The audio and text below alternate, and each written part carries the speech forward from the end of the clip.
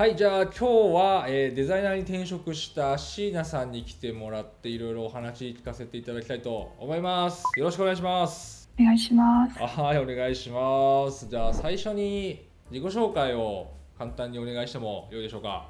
はい、ですね、前職はインテリアコーディネーターをしていまして、で、ちょっとそれから、もともとちょっと彼氏がバックエンドエンジニアなんですけども、そのバックエンドエンジニアの彼氏のちょっとポートフォリオを手伝ったのをきっかけに、ちょっと UI/UX デザイナーを知って、勉強しようと思った感じです。はい、よろしくお願いします。はい、よろしくお願いします。彼氏さんがエンジニアさんで、そこからきっかけなんですね。そうですね、はい。なるほどね。いいっすね。ありがとうございます。ちなみになんかどういう会社さんに決まったみたいな。今もう働き始めてるんでしたっけ？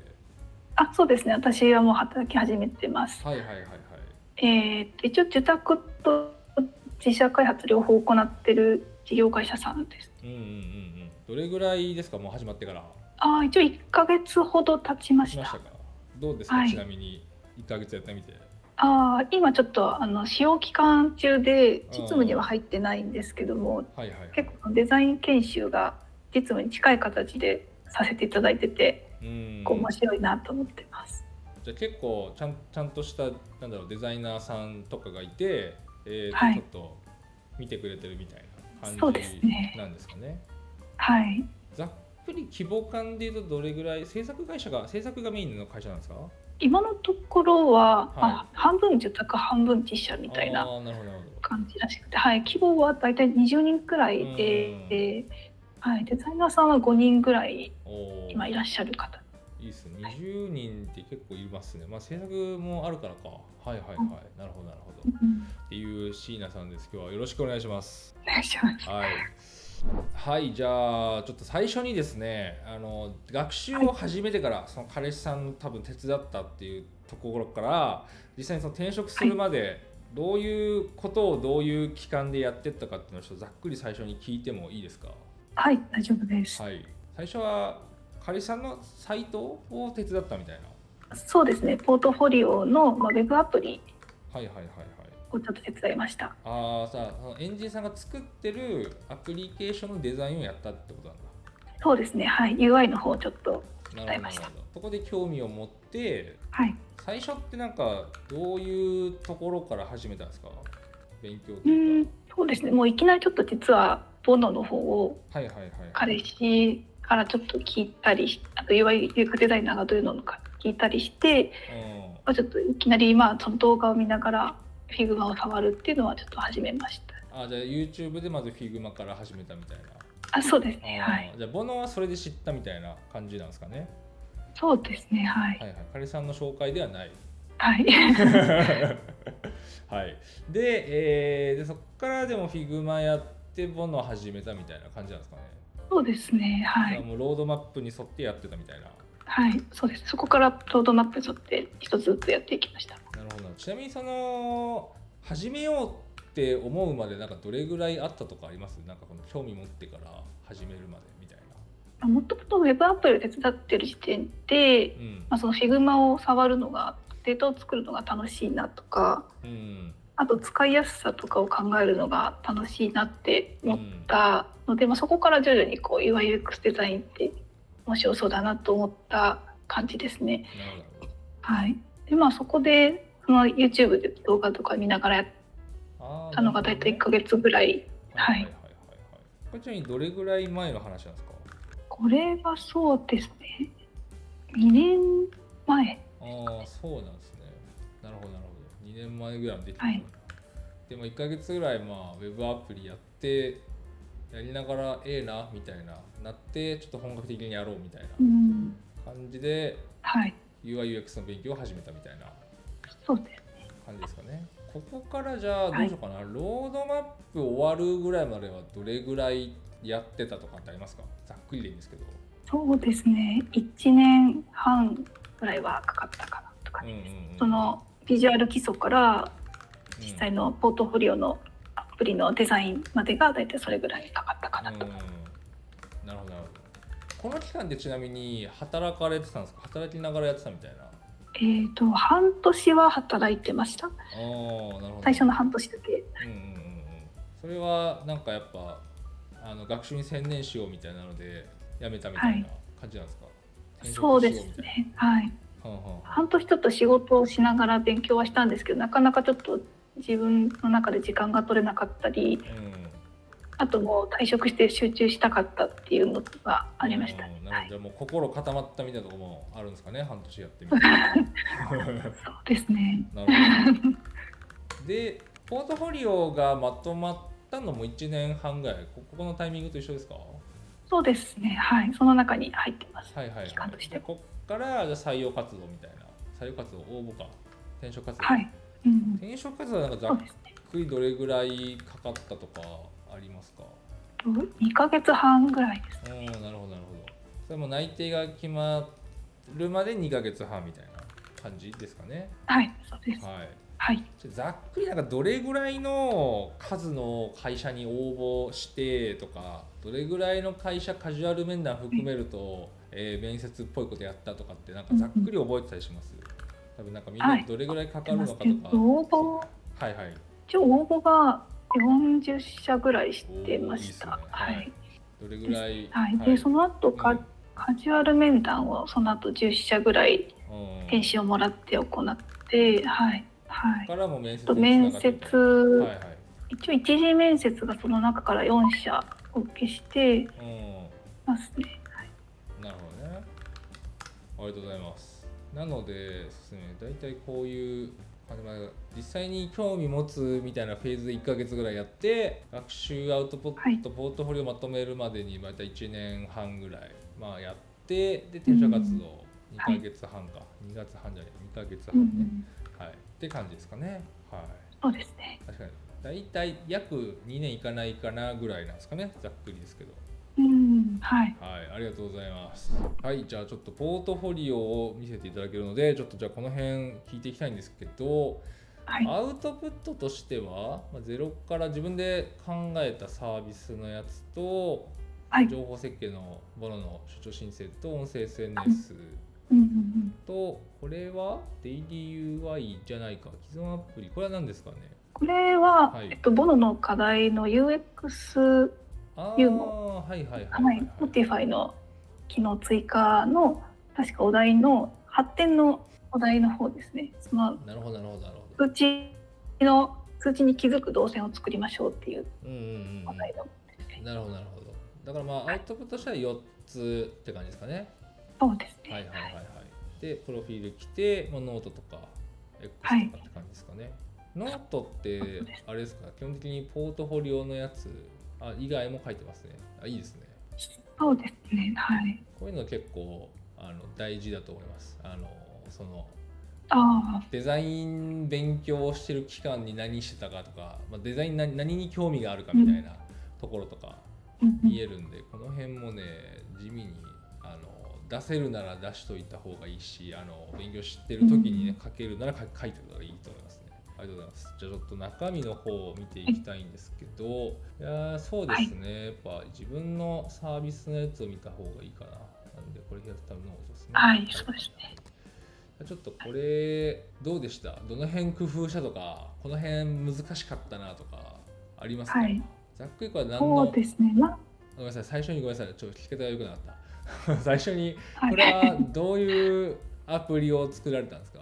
これはですね、一軒家を建てる方向けのアプリになってまして、そのリビングの色合いをなかなか決められずに悩んでらっしゃる方が視覚的にリビングの色とかを変更するのと、あと自分の生活スタイルとか自分の好みの内装のテイストを知ってリビングの方向性を決めることができるアプリになってます。なるほど。こうやってライフスタイルを入力するとそれに合ったやつが出てきて提案してくれるみたいなね。そうですね。でこれ触ると色味を提案してくれるみたいな。なるほど。で編集もできるみたいなね。そうですね。なるほど。ありがとうございます。なんでちなみにこのテーマにしたとかはありますか？そうですね。前職がやはりインテリアコーディネーターで、実際にそのお客さんと一対一で打ち合わせとかしてたんですけども、はいはいはい。それでやっぱりなかなかこう自分でリビングの内装を一から決めるのって難しくて、結構悩み続けてしまう人が多かったりですとか、あとこう打ち合わせが進む中でどんどんこう予算とか今後の生活とか考える項目が増えてきて、だんだんなんか何がいいのかが分かんなくなってくるって人が結構多かったので、そういった方がちゃんと自分の生活を考えた上でリビングの内装が決められるようなアプリにしたいと思ったので、ちょっとこういったサービスを考えました。なるほどね。いいですよね、はい、自分の実際こう生活というか経験から、はい、なんだろう、もっとこうなったらええのにみたいなところから出発してるみたいな感じですね、作りたいと思ったというか、はい、ところですもんね。そうですね。いいですね。はい、はい、ありがとうございます。で実際にはなんかどういう形でそのアウトプットまでいったとか、この辺はちょっと難しかったなとかありますか？そうですね、やっぱりこの仮説を考えるのがすごく私は大変だったなと、はい、思ってまして、何度もちょっと甲斐さんにはご相談させていただいたんですけども、はい、ありましたね。はい、なかなかゴールが曖昧すぎるとか広すぎるとかだったり、その課題が課題じゃないみたいな。はいはいはい、まあまあまあまあ、はい。そうですね、課題がなんかこう状態動詞になっている状態じゃないみたいな、そういったお話とかあって、なかなかその具体的な言葉にゴールと課題を落とし込むことがなかなかできなかったなっていうのはちょっと難しかったところですね。はい、そうですよね。ここはまあみんな難しいです本当に。僕は別にそんなにめちゃくちゃパッとできるわけでは決してないんですけど、まあだからそうですよね。とはいえでもこうなんか感情的なものも含めてやっぱこう言語化して定義して、はい、そこを起点にこうデザインのアイデアを出していくみたいなのは、なんだろうな、こう見えないけど結構やっぱそのアイディアを作るみたいなところのスキルだし、はい、ユーザーを理解するってところになってくるんで難しいんですけどね、めっちゃ大事なところでいい経験にはなるかなと思って、はい、ボノではやってもらってるんですけど、はい、っていうところですかね。どういうふうにこう落としていったとかありますか、最終的に？やっぱりそのなぜなぜ分析というか、課題の方はどうしたらその一人のペルソナの課題になるのかっていうのをこう何度もこうなんでこうなんだろうって課題をこう深掘りして考えてなんとか文章化したので、結構やっぱり深掘って分析するのと、あとその一人のユーザーをしっかりペルソナとして作るってはっきり作るっていうのが結構私の中ではそれのおかげで文章化できたかなと思ってます。実際にねこういう行動を取ったりとか考えをして、なんか自分で考えるみたいなユーザーさんのその感情も含めたとことかからまあ落としていくっていう、これですね、なぜなぜ。そうですね、はい、なるほどね、ありがとうございます。これ大変ですよね。そうね。どれぐらいの期間かかりました、これを完成まで持っていくのに？これはかなり4ヶ月。結構かかっちゃったな。そうですね、かかりましたね。はい。なるほどね。じゃあ多分これ作るのが一番時間使ったみたいな感じですか、もしかして？そうです。ここが一番時間を使いました。なるほどですね。僕も結構ね、フィードバックでいろんなこと言ったからな。でもそれのおかげでここまで考えられたのでありがたいです。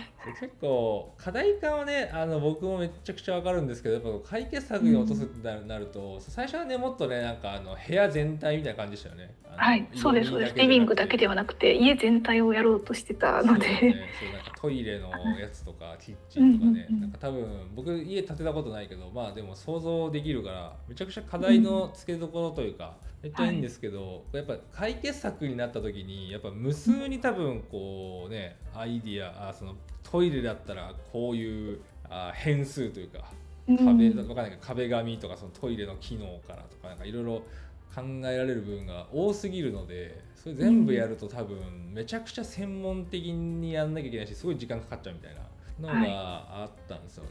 その分やっぱ課題もめちゃくちゃ定義する範囲が広くなるっていうか、そうですね。なのでちょっとその辺のこう落としどころを多分つけるのも結構難しかったのかなっていう気がしますね。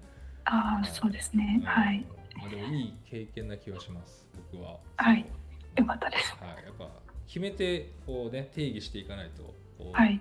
作るものが膨大になってしまうと一人では絶対にできないので、できなくはないんだけどすごい時間かかっちゃうみたいな、はい、なのでスコープを決めるみたいな、その範囲で、はい、深掘っていくみたいなのはどっちにせよやるので、広くやった時も、はい、いいかなと思ってましたね。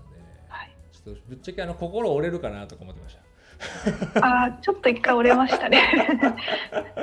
ちょっとまずいなと思ってたんですけど、でもねやりきったんで、はい、偉いってやつですね。はい、やっぱりそのサービスを小さく作るっていうのと、そのちゃんとユーザーから情報を取りに行くっていうのと、まあ、そのちゃんとペルソナを一人に決めて絞る、対象を絞るっていうその3点がやっぱり教えていただいたのがすごく効いたかなと思ってますね。いや、いいですね。そうなんですよね、はい、絞った方が逆にパワー出るんですよね、デザイン的には、はい、みたいなアウトプットですね。ありがとうございます。ちなみになんかポートフォリオに関してはなんか面接でなんか聞かれたりとかはしました？プレゼンする、説明するとかも含めて。基本的に説明はなかったんですけども、やはりこのゼロからサービスの方でやっぱり面接の中では話が上がってきましたね。はいはいはいはいはい。それはなんかこの内容についてこう質問されるみたいな感じですか？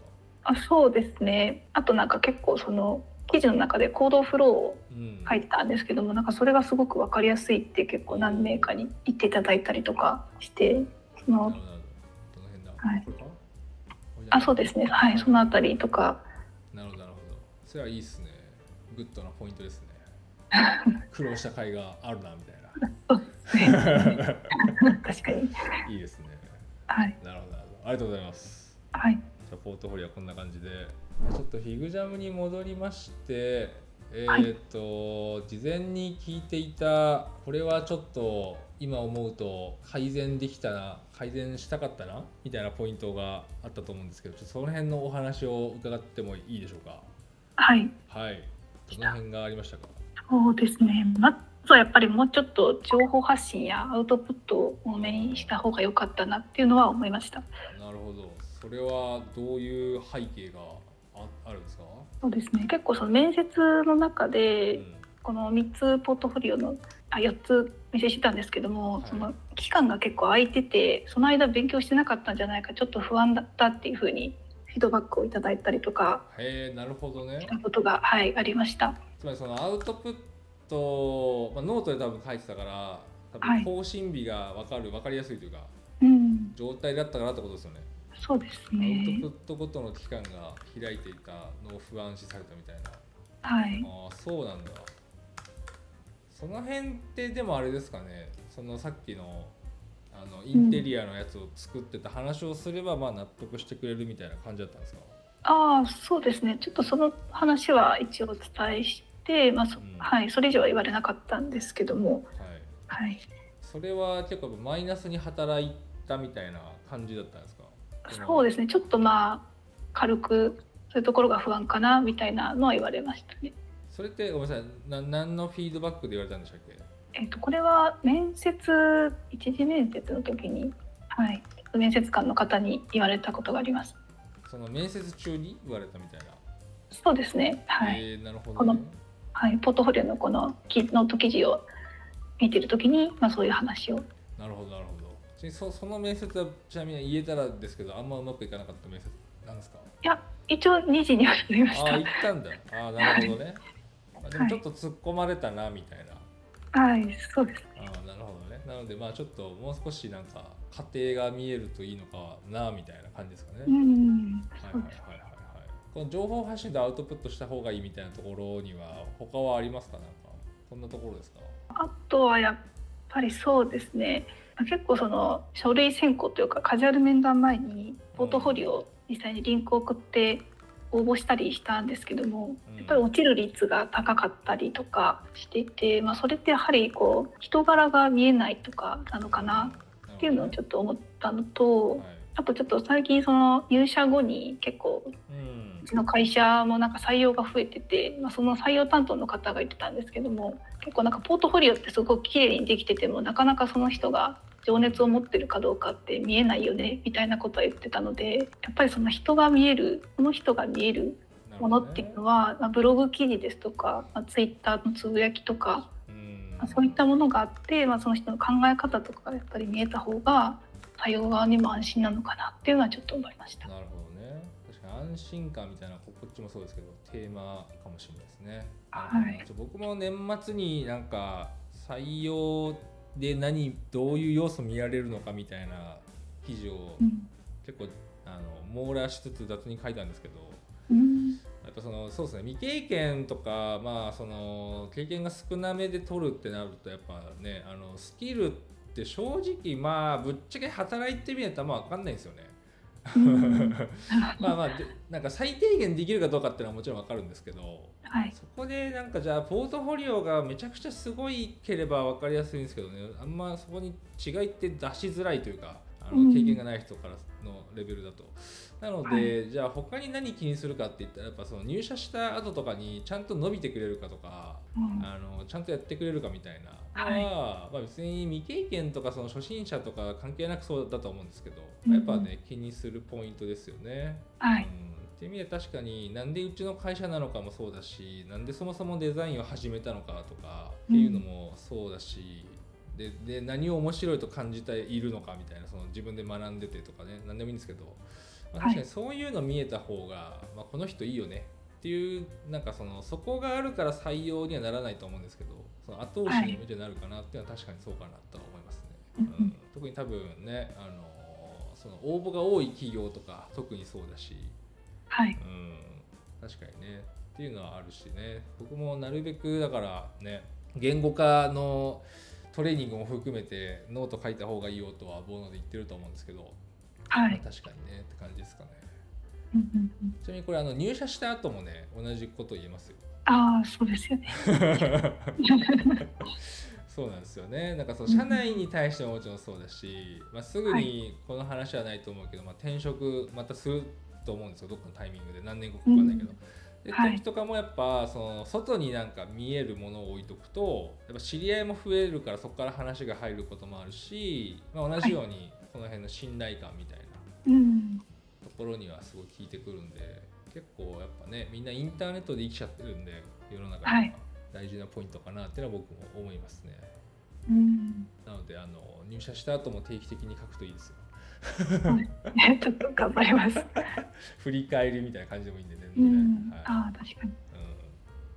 そんなところですか、このトピックについては。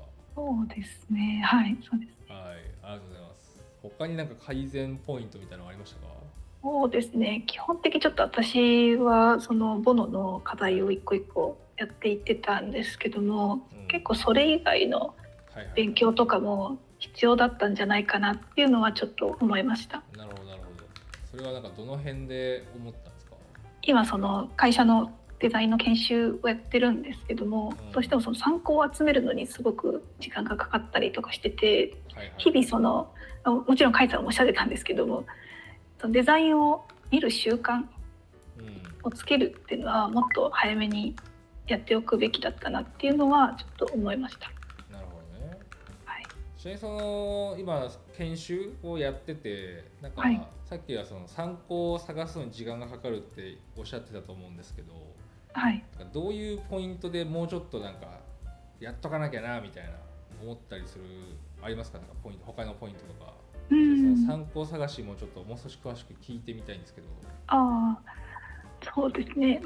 今回今やってる研修ってそのスマホアプリの SNS のちょっと機能を改善してみようみたいなのを今やってるんですけど、その SNS やっぱ Twitter とか Instagram ぐらいしかちょっと私は分かってなくてそれ以外でってなんだろうって調べた時に、チャット GPT とかにもちろん聞くんですけども、あまりどこが有名でどこがデザイン的にいいのかっていうのは分からないなってちょっと思ったんですね。むやみに見てもこのデザインが本当にいいのかっていうのはやっぱりその目が養えてないというか分からないなっていうのはちょっと思った感じですね。確かにそれは良くないかもしれないですね。そうですよね。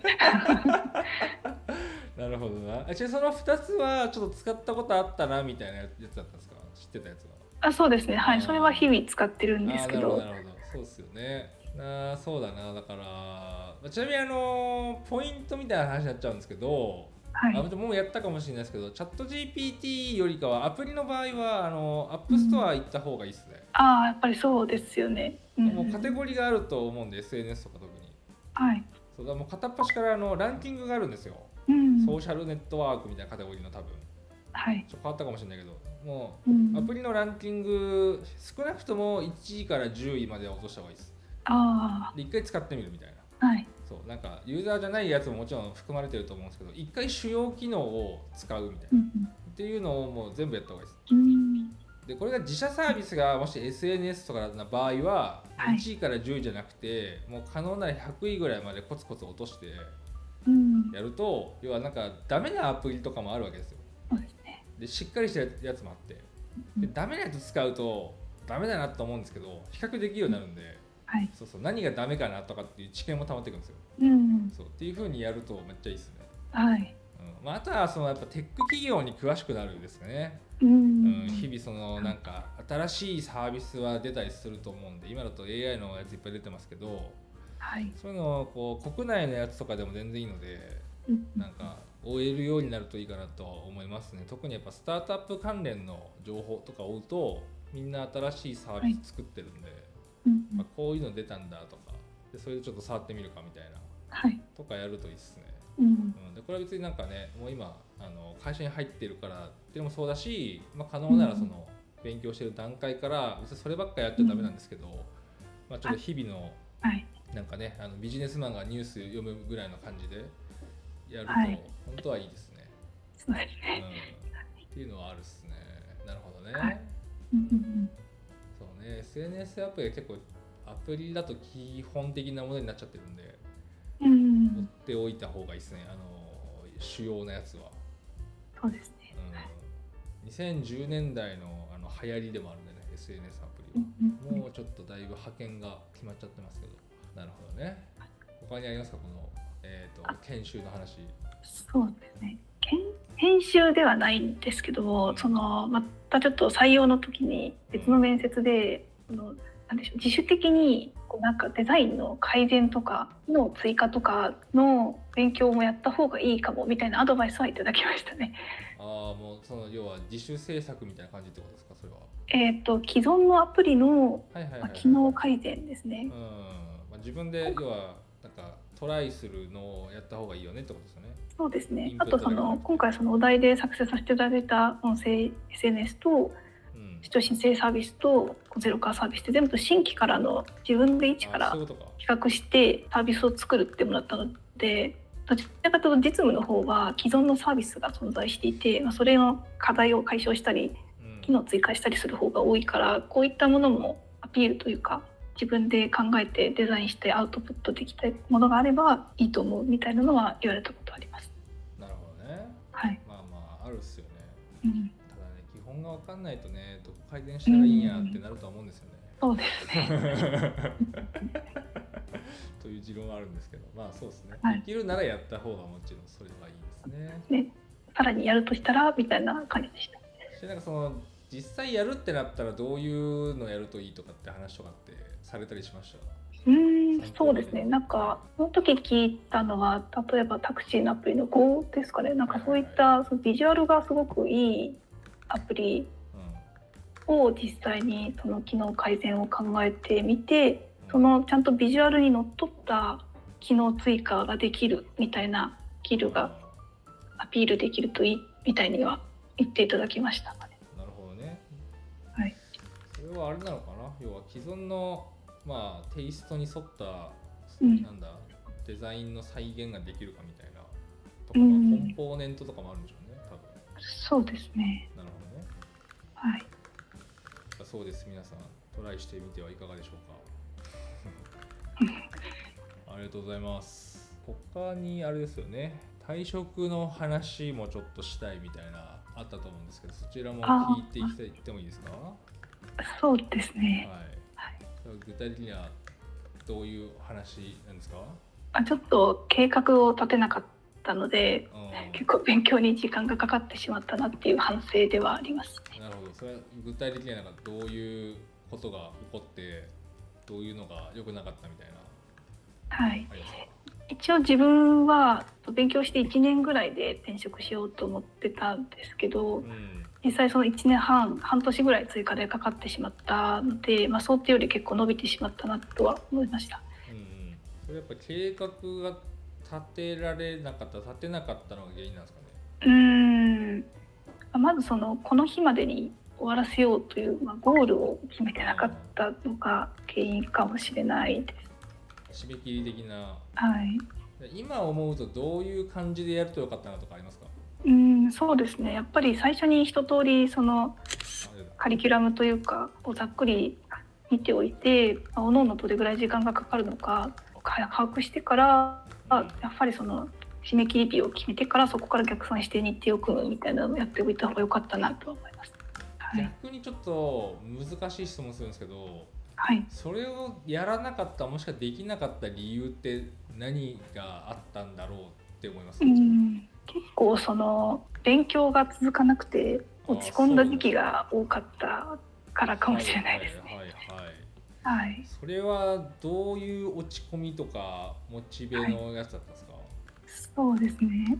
結構なかなか一回その挫折というか落ち込んだ時期があったのが、その出張申請の時とゼロからサービスの時だったんですけど、出張申請の方はなかなかその画面の UI の作るのがうまく進まなくて、モチベーションがちょっと低くなってしまって、ちょっと一旦休憩として日を空けたっていうのがあるのと、ゼロからサービスの方はちょっとやっぱりその UX の仮説のところを考えるところがうまくいかなくて、どうしたらいいか分からなくなってちょっと落ち込んでしまったっていうのはありました。なるほどね。はい。それはちなみにまた難しい質問するんですけど締め切りを決められたらそこはもうちょい火が切れなかったみたいなって感じなんですかね？それだけじゃない気もするんですけど。そうですね。やっぱりちょっと相談する仲間がいなかったからっていうのもあるかもしれないです。一人でこう黙々とやってたので、結構そのボノの方ってイベントがあったりバーがあったりしてお話しする機会とかあると思うんですけども、私ちょっとあまり積極的に参加できなかったので、もう少しそこでいろんなそのボノの現役の皆さんとお話しして今の状態を共有するとかできれば、もうちょっとやる気が上がったりとか、解消できたかもしれないです。そうですね。それが全てではもちろんないと思うんですけど、一定のそのなんていうか刺激はありますよね。多分ね。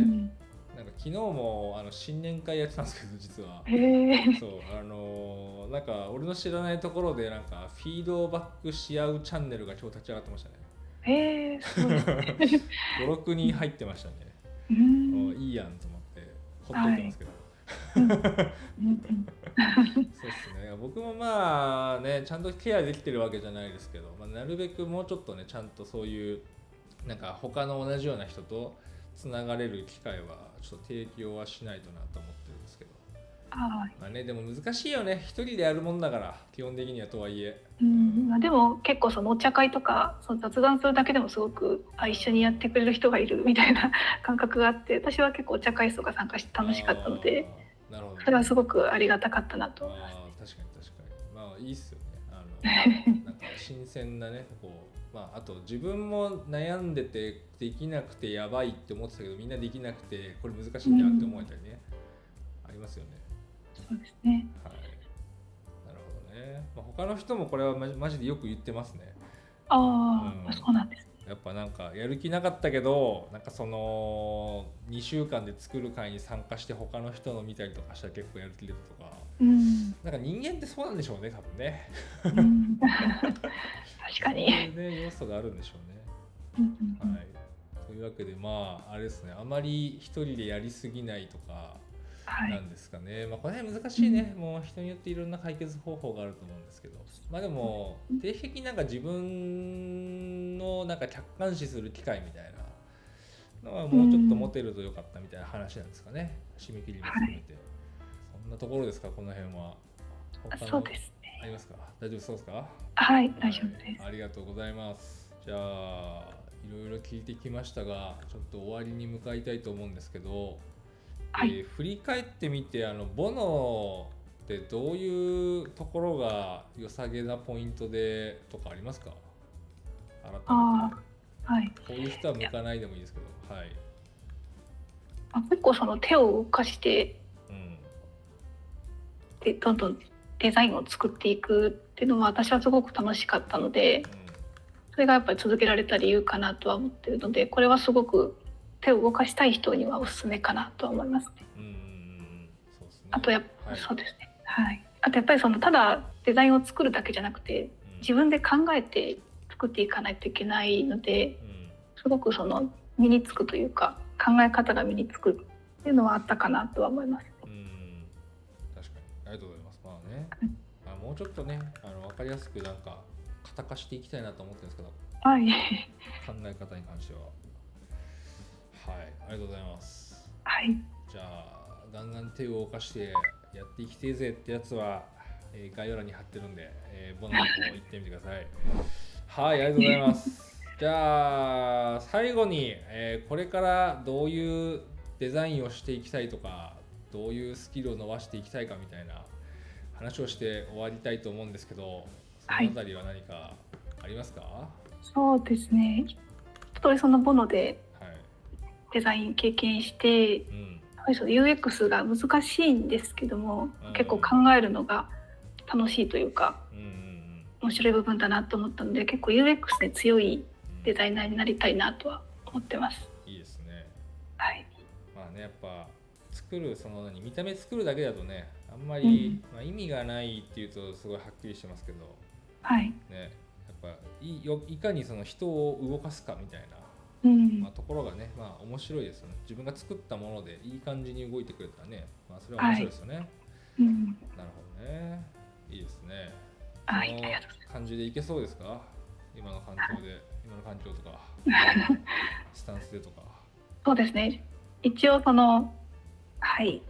ろんな方に相談して研修の方も自分でデザインを提案して進めているような形なので。そうなんですね。いいですね。昨日結構提案して進めているので、結構楽しいと思ってるので、このままやっていきたいと思います。いいですね。確かに自分で考えて提案してね、結果なんかフィードバックもらえるならいいですよね。気持ちいいですよね。まだね。はい、いいですね。ちょっとまたなんか1年後とかに何でもいいんで、なんか成長した何かをお知らせいただけると個人的にはめっちゃ嬉しいです。わかりました。はい、ありがとうございました。はい、ありがとうございました。じゃあ今日は、未経験から UI/UX デザイナーに転職した椎名さんにお話伺いました。ありがとうございました、椎名さん。ありがとうございました。はい、じゃあこれで終わりたいと思います。ありがとうございます。動画を見てくださってありがとうございました。僕がやっている Bono というですね、UI と UX デザインのコミュニティというものがあります。そこではメンバー限定のコンテンツと、コミュニティの質問とかフィードバックっていうのをやっております。コンテンツでは僕がビジュアルを作る前からどうやったらユーザーさんに届けるのかっていうところからね、デザインをするっていうフローを全て公開する実践的なコンテンツをやっていたりとか、自分でお題を解いてそれをチャレンジできるような、身につけた知識を実践アウトプットできるようなコンテンツを用意しています。で、コミュニティの方では質問にキャリアだったりとか、自分の作ったもののフィードバックだったりとか、本当に何でもお答えするっていうものをやっております。概要欄からボノについては、チェックできますので、UI デザインとか UX デザインに興味のある方はぜひねチェックしてみてください。